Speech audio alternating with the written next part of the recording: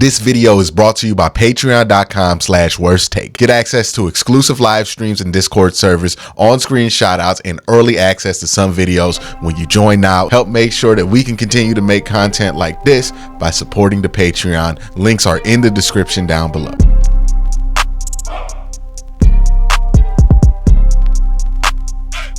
Hey, what's up and welcome to Hot Takes, the show where I take your hot takes from the comment section and respond to them in video format. Ton of takes to get into. Let's just jump into it. First take comes from the Browns wasted a great game from Deshaun Watson.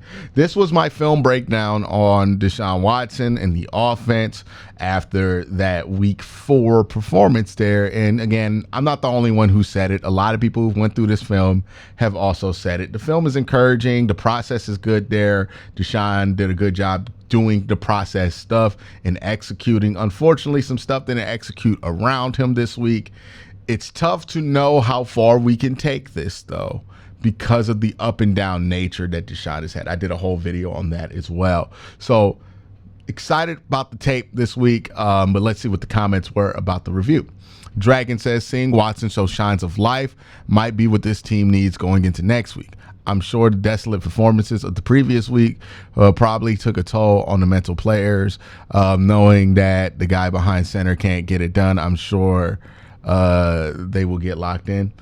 Yeah, I don't want to project too much into like what the locker room feels about Deshaun, because I think it's very important that we understand we feel a way about Deshaun, but that might not be how the locker room feels about Deshaun. We have no idea how the locker room is truly feeling about him, and that's just, we got to accept that.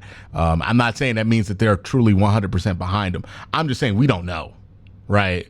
Like, and I think that's worth bringing up. But as far as Deshaun, how he's played, how that energizes guys, like I would imagine seeing a performance like that when you look at the film room of it, if you're on the offense and you're like, nah, Deshaun did his job, that will make you want to step up and do your job more, right? Because you're seeing the opportunities that could have been there because Deshaun was doing a good job, if the rest of the team had cooperated with that. So that's why I think we'll get guys to step up. Hopefully Watson can keep playing on that level and put a big game together statistically so that he has that more tangible evidence to throw around there so people can really start to get excited about it instead of just like thinking it could maybe happen. Like I think that's where Browns fans are tired of being at, is just not knowing. The book of Kenny, Watson would add 300 yards, 3 touchdowns, not for his offensive line failing him and the wide receivers dropping the ball. I don't know about that whole offensive line failing him part. Like, did the offensive line play perfect in this game? No, but no offensive line is going to play perfect. But I do think the offensive line gave him plenty of opportunities to make plays in this game. And even at the end of the game, he still had a chance to throw that ball to Jordan Atkins to at least give him a chance to make a play. So I don't know if I'm jiving with the whole offensive line is failing him narrative for what happened in week 4. It's just not there on tape. Like, there's not enough to support. I don't watch that game and think, oh, the offensive line really let him down that much outside of the holding call, which it's debatable whether that was on the offensive line. So if you want to say that like Nick Harris specifically let Watson down, I think that sells more. But if you're talking about like the offensive line in total, I thought that for the most part, they kept him clean, 62% of the time, which again, highest rate that they've kept him clean all year. And that's actually a pretty 62% drop back, 62% being kept clean on 62% of your dropbacks, pretty good number. It's around like league average to above average there. So yeah, I don't really think that this game, the offensive line, as far as like their pass blocking effort, really held Deshaun back. I think some of the faux pas on the offensive line, specifically with, unfortunately, Nick Harris, maybe held back Deshaun, but I don't think it was the entire offensive line that deserves scrutiny for that. I thought as a unit, they actually played some better football this week. This one's from Jerry Thomas, who says, our bar is so low on Watson that any improvement can be seen as monumental. He's still holding the ball too long. Seems like he isn't seeing the entire field. Sounds like we're talking about DTR improving. I had hoped that Watson would work, but we need to try Jameis. Watson is a one system QB. The issue, see, this the problem I have with this kind of criticism is that it's so vague and generic that you can literally say it about any quarterback as a negative, right? Like, we're not talking about anything specific. He's holding the ball too long. Well, when is he holding the ball too long, right? When I talk about Watson holding the ball too long, I'm like, hey, he's holding the ball too long and he's not being productive when he's holding the ball long. Watson on his passes, so like, vague complaints aside in this comment, it just kind of feels like it was just copy and pasted from something he said last week, because I do think that those comments maybe play better last week when Watson actually had a bad game. But if we're looking at the film here, I mean, like, we're not saying this has been a good game for Watson as far as like his Cleveland run is concerned. He had an 86 PFF film grade on this game, which means that like that game ranks within the top 5 of the games that he had in 2020 when he was playing at a all-pro level. Like, no, I think you're conflating two things. This isn't, oh, Watson made some incremental improvements, so we're just overly excited about it.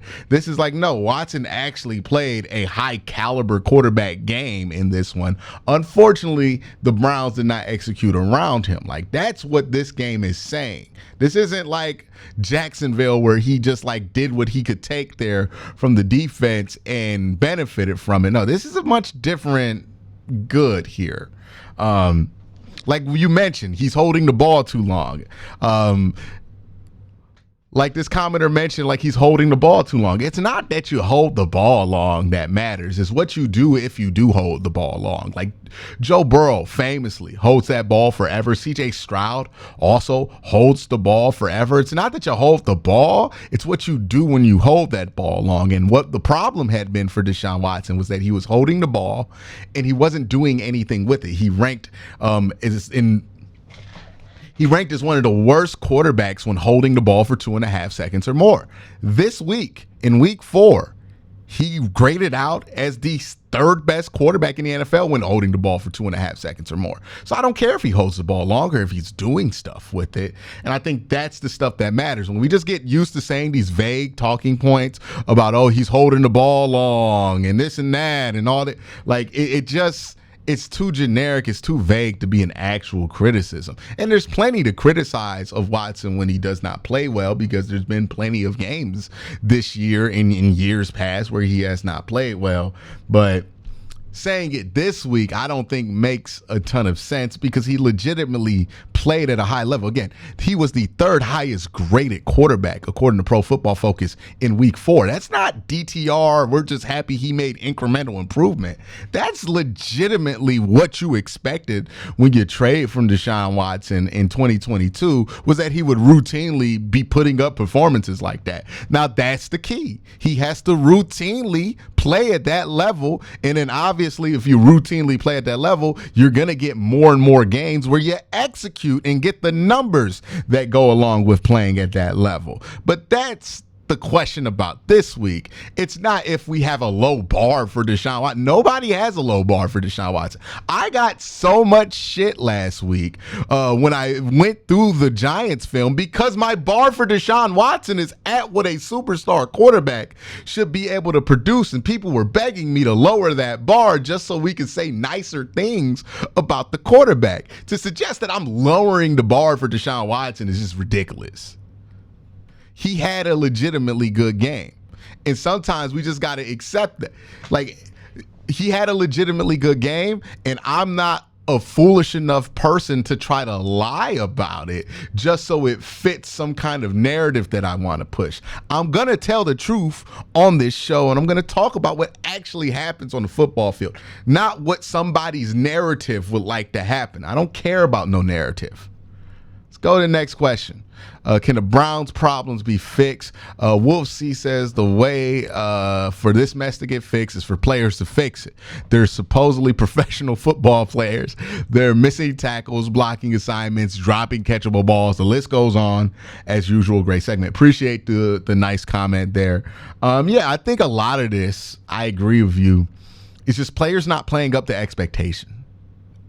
That's the thesis of the Browns' start to this season. Yes, could some schematic elements of this defense be a little bit better? For sure. Could the coaches support these players a little bit better? Always. It's always the case. Same thing on the offensive side of the ball. But really what we're talking about is Amari Cooper is not playing good football for whatever reason. Deshaun Watson has been up and down to start this season. When we flip it to the defensive side, Zadarius Smith not playing good football right now. Quentin Jefferson not playing good football right now. Shelby Harris playing under expectation right now. Martin Emerson well below expectation right now. So you just have players who are playing beneath expectation, and they need to get back to where they were last year, and they need to start playing at a high level again because they're slumping for whatever reason. So yeah, I would agree with you there. The next comment is Cooper has checked out. Love to see him traded. This is alleged #1 wide receiver who was paid very well. Hey man, we can't just throw the baby out with the bathwater. Amari Cooper is coming off of 2 of the best years of his career. And we're acting like Amari Cooper has never produced anything in the Cleveland Browns uniform. We're willing to just throw out 2 years of very good production from Amari Cooper over 4 games. And one of them games he was really good in. So we're really talking about 3 games. 2 of those games he was bad, and in one of those games, really the only mistake Amari Cooper made was the big drop that turned into an interception. But if he doesn't have that drop, we're not talking about this game as much. Or if he has that drop and Nick Harris doesn't get called for holding, he gets that 80-yard touchdown, we're not talking about this game as a bad one for Amari Cooper. I think we're doing too much on the Amari Cooper front. Like, y'all are giving up on him and throwing him under the bus and calling him all kind of names. This is a player who has produced at a high level over the last 2 years, and I think we would be best served to calm the hell down, relax, and let it play out over the course of the season with somebody who's proven that they can produce at a high level in this offense with this team, even with this quarterback. One of the few players who has a consistent track record of producing with this quarterback. Amari Cooper has done too much over these last 2 years for this many people to just shit on him the way that they've shat on him over 3 bad games to start the season. It's kind of ridiculous at this point. The stuff that I'm hearing about Amari Cooper, who's been nothing but a class act in this city, who's been nothing but a professional in this city, and the stuff that people are saying about him is ridiculous. People are questioning his professionalism. He's been a professional the last 2 years, but all of a sudden now he's not professional. He's been well paid the last 2 years, but all of a sudden now we want to use his money against him. That's ridiculous, right? It's getting absurd. We got to treat players better than this. Amari Cooper has produced, and even if Amari Cooper is cooked and he's not going to be produced, he's done enough to deserve a more graceful exit from this fan base than what you guys are giving him right now. Fucking lame, in my opinion. Sorry for cussing. But it really just bugs me how fast people just decided that they're just going to trash Amari Cooper like this. Nick Chubb returns to practice this week. The same way the energy dropped when Nick Chubb fell, I believe the energy will pick up when he comes back. Yeah, I think Nick Chubb coming back is going to be a huge boost to this team. Again, I talked about it in earlier videos. It gives you a focal point on offense, and an offense right now that really needs a focal point.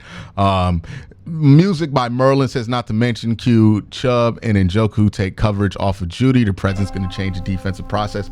Absolutely agree with that, man. Thank you guys for the comments. Y'all have a great day. Have an even better night. Peace.